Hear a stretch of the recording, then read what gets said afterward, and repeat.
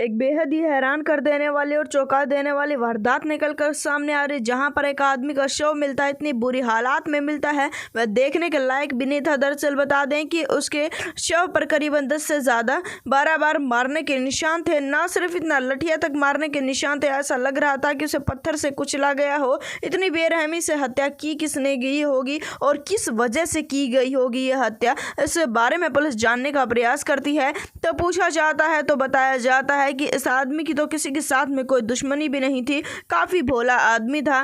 फिर इस हत्या के पीछे पुलिस जो असलियत जानती है, जो सच्चाई पुलिस के सामने आती है, सुनकर पुलिस भी हक्की बक्की रह जाती है। नमस्कार दोस्तों, स्वागत है आप सभी का एक बार फिर से। बड़ी वारदात निकलकर सामने आ रही है रतलाम से, रानी सिंह गांव से, जहां पर एक आदमी जिसका नाम सुरेश बताया जा रहा, आज शाम की बात थी कि वह गायब हो जाता है और सुरेश को उसके घर वाले ढूंढना शुरू कर देते हैं। जिस समय पर घर वालों के ढूंढने के बाद में सुरेश नहीं पाता है तो सुरेश की गुमशुदगी की रिपोर्ट दर्ज करवाई जाती है और पुलिस भी उसे ढूंढना शुरू कर देती है। बार बार हर जगह ढूंढा जाता है, पूरे गांव में पूछताछ कर ली जाती है। सुरेश की ना किसी के साथ कोई दुश्मनी का, ना किसी के साथ कोई बैरभाव, ना किसी के साथ कोई कहा सुनी थी। तो उसकी हत्या की तो की किसने, जिसके चलते उसके शरीर को ध्यान से देखा जाता है तो उसके शरीर पर काफी ज्यादा मारने के निशान थे। ऐसा लग रहा था किसी ने काफी बर्बरता की है, किसी ने काफी हैवानियत के साथ में उसे मारा है, जिसके चलते पुलिस इस मामले में जानने का प्रयास करती है कि आखिरी बार उसके साथ में कौन मौजूद था।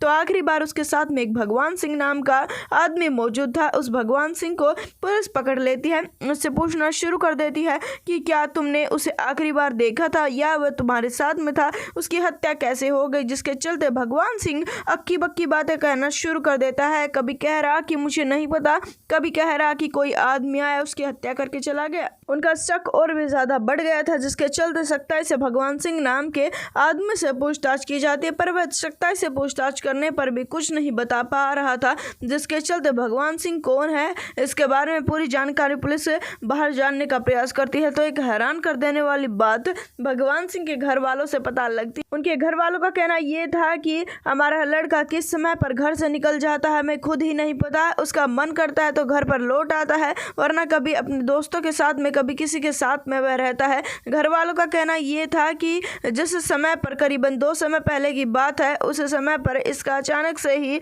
एक दिन बाजार से आते हुए एक्सीडेंट हो गया था और उस एक्सीडेंट के चलते इसकी जान तो बच गई थी, पर जिस समय पर इसे अस्पताल में लेकर जाया गया, इसके दिमाग की जो गतिविधियां थी कुछ असामान्य रूप से डॉक्टर बता रहे थे। डॉक्टर का कहना यह था कि इसकी जान तो बच गई पर इसकी दिमागी हालत ठीक नहीं है।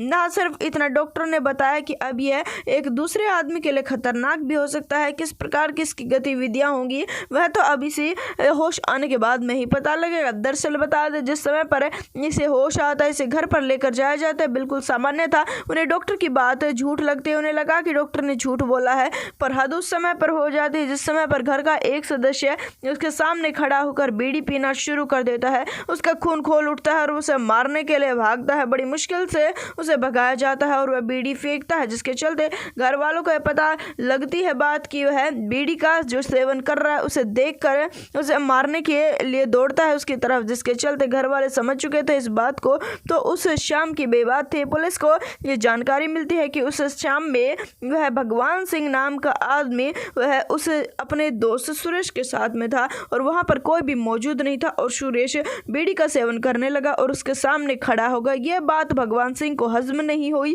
और लाठी डंडे पत्थर से कुचल कुचल कर बेरहमी से उसकी हत्या कर दी गई। हालांकि आरोपी को गिरफ्तार कर लिया गया। आगे की जानकारी जो भी मिलेगी हम आपको जरूर बताएंगे। चैनल को सब्सक्राइब कर दे, वीडियो को ज्यादा से ज्यादा शेयर कर दे।